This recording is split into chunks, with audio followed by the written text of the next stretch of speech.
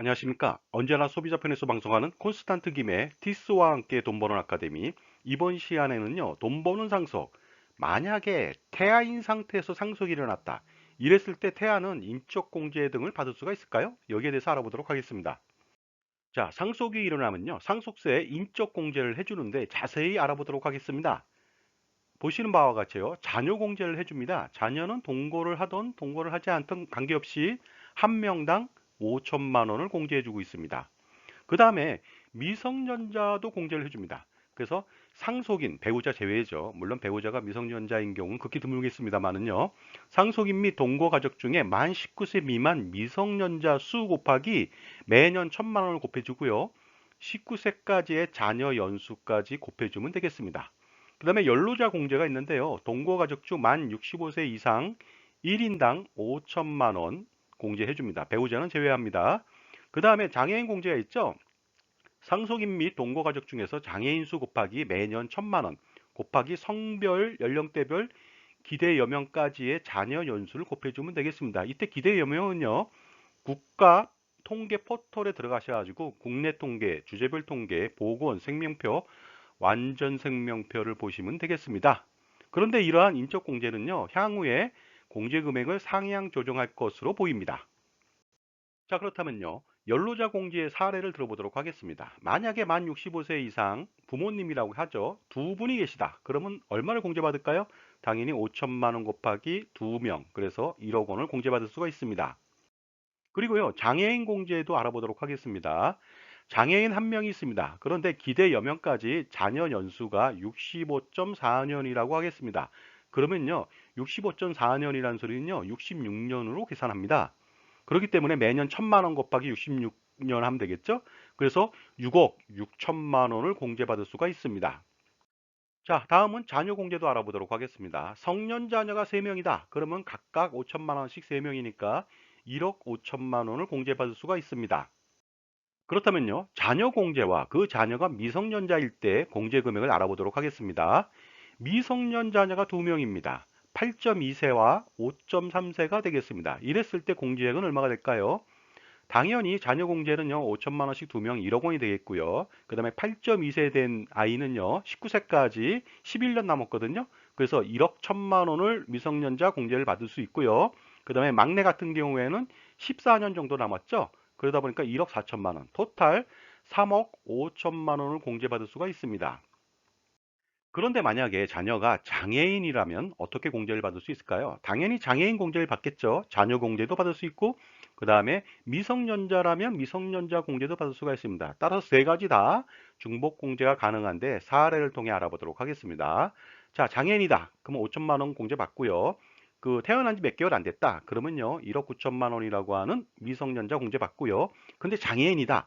여자아이다. 그러면요, 0세고요. 그랬을 때 기대 연명은 86.5세거든요. 따라서 87년 동안 매년 어떻습니까? 1천만 원씩 장애인 공제를 받다 보니까 장애인 공제액은요, 8억 7천만 원이 되겠습니다. 전체적으로 보면 12억 1천만 원이라고 하는 엄청난 금액의 공제를 받을 수가 있을 것 같습니다. 그런데 만약에 또요, 태아인 경우에는 과연 인적 공제가 가능할까요? 예, 과거에는 공제하지 않았습니다. 하지만 지금은 가능합니다. 자, 그렇다면 태아 인적 공제 알아보도록 하겠습니다. 당연히 자녀 공제에 5천만 원 받겠죠. 그 다음에 미성년자 공제도 받을 수가 있습니다. 19세까지 1억 9천만 원, 토탈 합쳐갖고 2억 4천만 원의 공제가 가능합니다. 만약에 미성년자녀가 2명입니다. 8.2세하고 2.3세. 그 다음에 태아가 있는데 쌍둥이라고 가정해 보도록 하겠습니다. 이랬을 때 공제는 어느 정도 될까요? 자, 우선 자녀가 4명이죠. 그러다 보니까 자녀 공제는 2억 원이 되겠습니다. 그 다음에 8.2세는 미성년자 공제 1억 1천만 원이고요. 2.3세는 1억 7천만 원이 되겠습니다. 그 다음에 쌍둥이 태아 2명은요. 19세까지 1억 9천만 원씩 2명, 3억 8천만 원이 되겠죠. 그 다음에 기초공제에 돌아가신 분의 2억 원도 받을 수가 있습니다. 자, 그런데요, 인적공제를 제대로 많이 받지 못하는 사람들도 있겠죠. 그랬을 때는요, 기초공제하고 인적공제 합계액이 5억 원 미만인 경우가 발생할 수가 있습니다. 이럴 때는요, 일괄공제를 선택해서 5억 원을 공제받을 수가 있습니다. 자, 그런데 상속이 개시됐을 때 자녀들은 없고 배우자만 있다고 가정해 보도록 하겠습니다. 이럴 때는요, 기초공제 2억 원 받을 수 있고요. 배우자 공제 최대 30억 원, 최저 5억 원 받을 수 있고요. 그 다음에 재반 인적 공제를 받을 수가 있습니다. 이때는 자녀가 없기 때문에 일괄 공제는 불가능합니다. 자, 그런데 또 계모로부터 상속을 받는다. 이랬을 때는 과연 공제액은 얼마나 될까요? 그리고 상속세는 어느 정도 내는지 알아보도록 하겠습니다. 자, 지금까지 제 정보가 만족스러우셨다면요. 구독과 좋아요 부탁드리겠습니다. 감사합니다. 계속하겠습니다. 자, 계모가 돌아가시면서 전 재산을 나한테 상속했다. 과연 기초공제 받을 수 있을까요? 거주자나 비거주자 모두 다 2억 원의 기초공제를 받을 수가 있습니다. 그러나 이 경우에는요, 공제가 불가능합니다. 왜 그럴까요?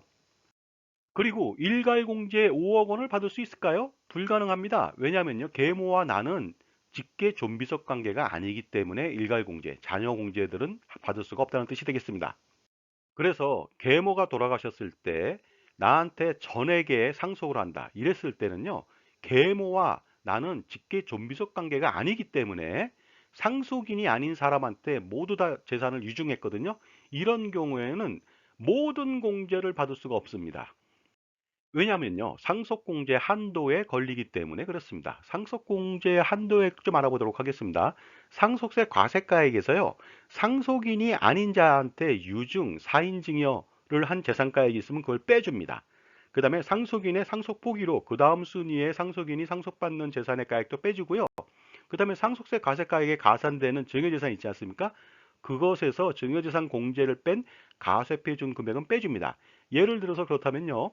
그 10억 원을 놓고 돌아가셨다, 계모가. 근데 10억 원 전체를 나한테 유증을 했다. 그러면 나는 상속인이 아니잖아요. 당연히 상속세 그 공제 한도는 0이 됩니다. 그래서요, 만약에 상속세 공제 한도 내에서만 공제가 가능하기 때문에 이런 경우에는 재반 상속 공제, 기초 공제, 배우자 공제, 그 밖에 인적 공제, 일괄 공제, 금융재산 상속 공제, 재해 손실 공제, 동거주택 상속 공제 등은 전부 다 받을 수가 없습니다.